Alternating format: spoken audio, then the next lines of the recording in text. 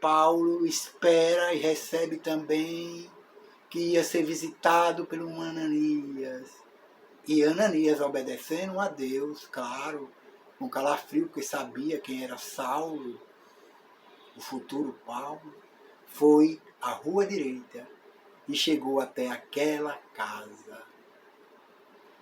E ao chegar àquela casa, Judas abriu a porta e levou ele até onde Paulo estava ali em oração, buscando a Deus.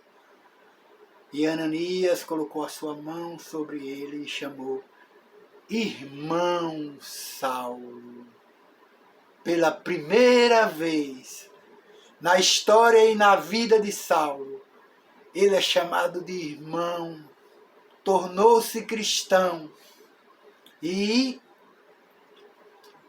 Ananias ali estendeu a mão sobre ele e as escamas dos olhos caíram, porque a cura de Deus é diferente da cura dos homens, da cura de outros seres que porventura, com a permissão de Deus, possa fazer, porque é necessário que Deus permita, porque nenhuma gota de chuva cai sobre essa terra se Deus não permitir. A cura de Deus é total, não é provisória. E Deus curou os olhos, a vista de Saulo. As escamas caíram, Saulo tornou a ver, e ali se levantou, e certamente, a história não diz, mas diz que ele foi batizado, e certamente foi batizado por Ananias. Entendeu?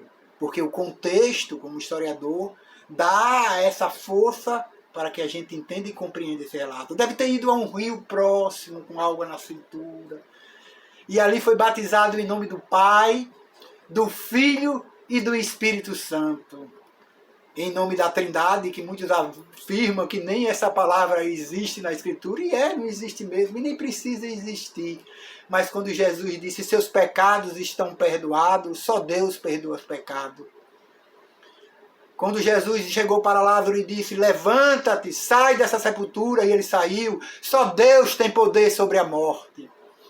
Ele estava mostrando de forma clara, e era isso que ele queria mostrar para os seus apóstolos, e para os seus seguidores, que ele era muito mais do que o Messias prometido, que ele era o Filho de Deus, e sendo Filho de Deus, tem a mesma natureza de Deus.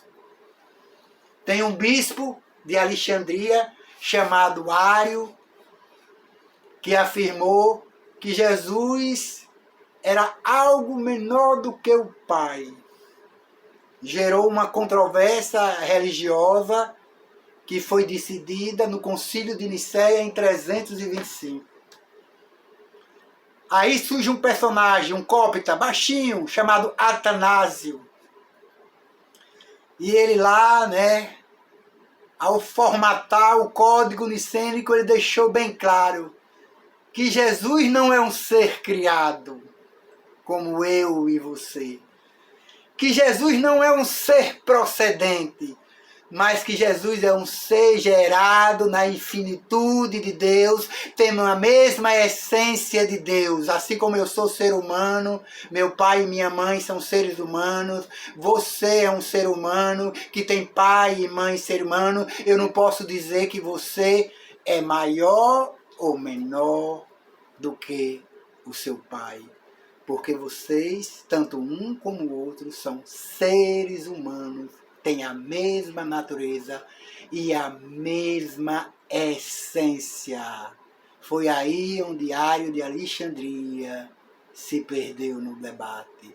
Jesus é um ser da mesma natureza, e sendo ser da mesma natureza e da mesma essência, ele é tão Deus como o Pai é Deus. Então, ele se subordinou ao Pai, não por ser menor, mas em termos de função, como o Filho faz a subordinação ao Pai. Obedece ao Pai, não porque o Filho é menor, mas é uma subordinação em termos de função, e somente só. Era esse Jesus que agora Paulo compreendia. Então o entendimento de Paulo sobre Deus se modificou. O entendimento de Paulo sobre os discípulos de Jesus se modificou. O entendimento de Paulo sobre a ressurreição farisaica do último dia se modificou, porque ele agora era testemunha que a ressurreição não era algo do futuro, mas na pessoa de Jesus, algo do presente.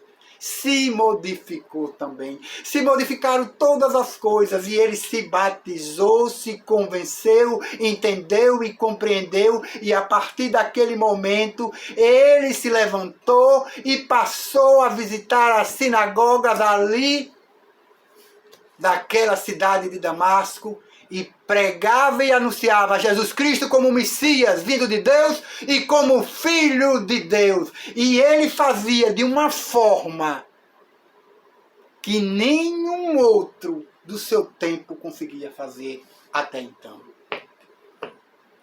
E as pessoas na sinagoga ficavam boquiaberto. Como ele conseguia alinhar cada fio com segurança e perspicácia e sabedoria. Esse era Saulo. E ele seguiu na sua jornada, anunciando e falando. E Jesus disse, sabe o que a ele?